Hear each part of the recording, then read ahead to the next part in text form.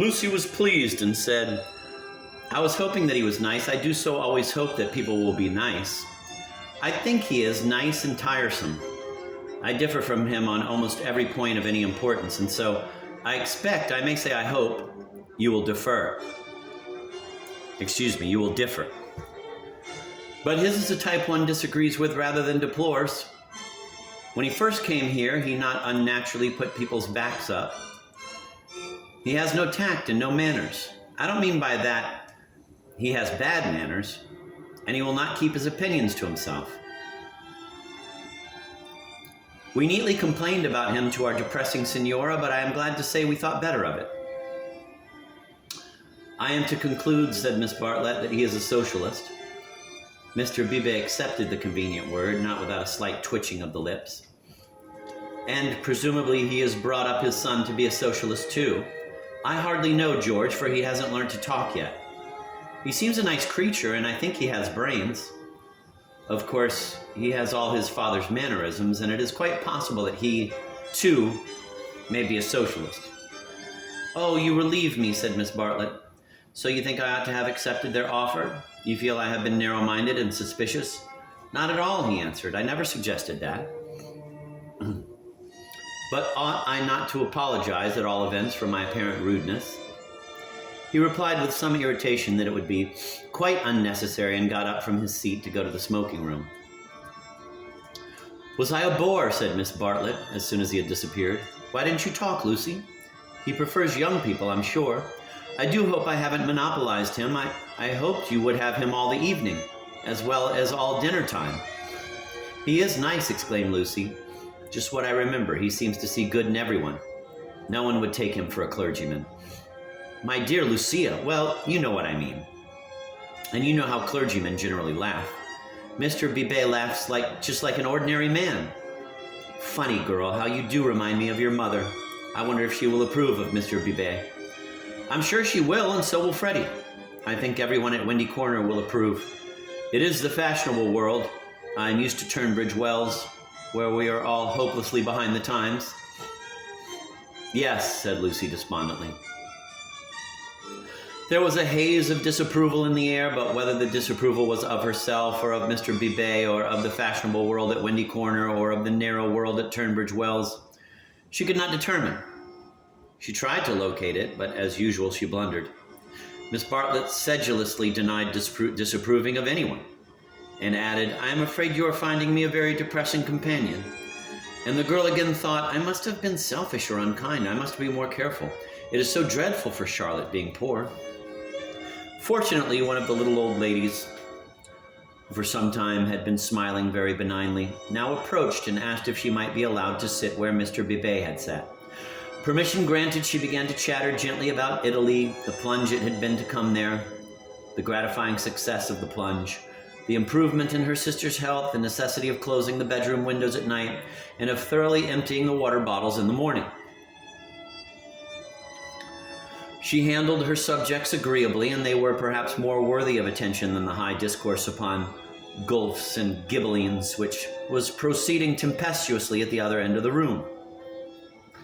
It was a real catastrophe, not a mere episode, that evening of hers at Venice, when she had found in her bedroom something that is one worse than a flea, though one better than something else.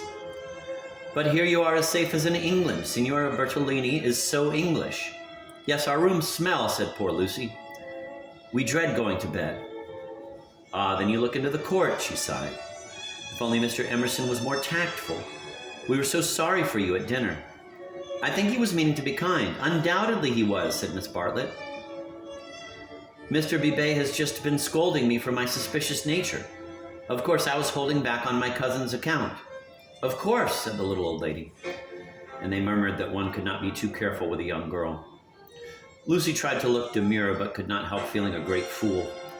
No one was careful with her at home, or, at all events, she had not noticed it. About old Mr. Emerson, I hardly know. No, he is not tactful yet. Have you ever noticed that there are people who do things which are most indelicate and yet at the same time beautiful? Beautiful, said Miss Bartlett, puzzled at the word. Are not beauty and delicacy the same? So one would have thought, said the other helplessly. But things are so difficult, I sometimes think. She proceeded no further into things, for Mr. Bidet reappeared, looking extremely pleasant. "Miss Bartlett," he cried, "it's all right about the rooms. I'm so glad. Mr. Emerson was talking about it in the smoking room, and knowing what I did, I encouraged him to make the offer again. He has let me come and ask you. He would be so pleased." "Oh, Charlotte," cried Lucy to her cousin, "we must have the rooms now. The old man is just as nice and kind as he can be." Miss Bartlett was silent. "I fear," said Mr. Bidet after a pause, "that I have been officious. I must apologize for my interference." Gravely displeased, he turned to go. Not till then did Miss Bartlett reply, "My own wishes, dearest Lucy, are unimportant in comparison with yours. It would be hard indeed if I stopped you doing as you liked at Florence, when I am only here through your kindness. If you wish me to turn these gentlemen out of their rooms, I will do it. Would you then, Mr. Bidet, kindly tell Mr. Emerson and I that I accept his kind offer, and then conduct him to me in order that I may thank him personally?" She raised her voice as she spoke. It was heard all over the drawing room and silenced the Gulfs and the Ghibellines. The clergyman, inwardly cursing the female sex, bowed and departed with her message. "Remember, Lucy, I alone am implicated in this. I do not wish the acceptance to come from you.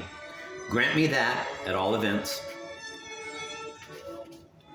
Mr. Bidet was back, saying rather nervously, "Mr. Emerson is engaged, but here is his son instead." The young man gazed down on the three ladies who felt seated on the floor. So low were their chairs. "My father," he said, "is in his bath, so you cannot thank him personally, but any message given by you to me will be given by me to him as soon as he comes out."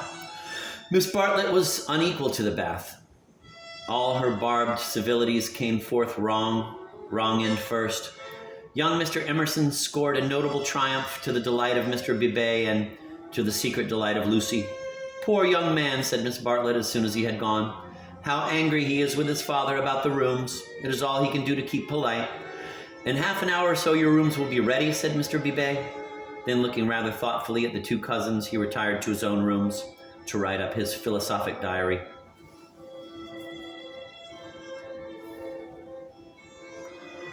"Oh dear," breathed the little old lady and shuddered, as if all the winds of heaven had entered the apartment.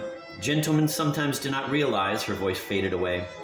But Miss Bartlett seemed to understand, and a conversation developed in which gentlemen who did not thoroughly realize played a principal part. Lucy, not realizing either, was reduced to literature, taking up Baedeker's Handbook to Northern Italy. She committed to memory the most important dates of Florentine history, for she was determined to enjoy herself on the morrow. Thus the half-hour crept profitably away, and at last Miss Bartlett rose with a sigh and said, "I think one might venture now." "No, Lucy, do not stir. I will superintend the move." "How you do everything," said Lucy. "Naturally, dear, it is my affair, but I would like to help you." "No, dear, Charlotte's energy and her unselfishness. She had been thus all her life, but really on this Italian tour, she was surpassing herself." So Lucy felt, or strove to feel, and yet there was a rebellious spirit in her which wondered whether the acceptance might not have been less delicate and more beautiful. At all events, she entered her own room without any feeling of joy. "I want to explain," said Miss Bartlett, "why it is that I have taken the largest room. Naturally, of course, I should have given it to you, but I happen to know that it belongs to the young man, and I was sure your mother would not like it." Lucy was bewildered. "If you are to accept a favor, it is more suitable you should be under an obligation to his father than to him. I am a woman of the world in my small way, and I know where things lead to. However, Mr. Bidet is a guarantee of a sort that they will not presume on this." "Mother wouldn't mind, I'm sure," said Lucy, but again had the sense of larger and unsuspected issues. Miss Bartlett only sighed and enveloped her in a protecting embrace as she wished her good night. It gave Lucy the sensation of a fog, and when she reached her own room, she opened the window and breathed the clean night air, thinking of the kind old man who had enabled her to see the lights dancing in the Arno and the cypresses of San Miniato and the foothills of the Apennines, black against the rising moon. Miss Bartlett, in her room, fastened the window shutters and locked the door, and then made a tour of the apartment to see where the cupboards led. and whether there were any oubliettes or secret entrances. It was then that she saw pinned up over the washstand a sheet of paper on which was scrawled an enormous note of interrogation. Nothing more. What does it mean, she thought, and she examined it carefully by the light of a candle. Meaningless at first, it gradually became menacing, obnoxious, portentous with evil. She was seized with an impulse to destroy it, but fortunately remembered that she had no right to do so, since it must be the property of young Mr. Emerson. So she unpinned it carefully and put it between two pieces of blotting paper to keep it clean for him. Then she completed her inspection of the room, sighed heavily according to her habit, and went to bed.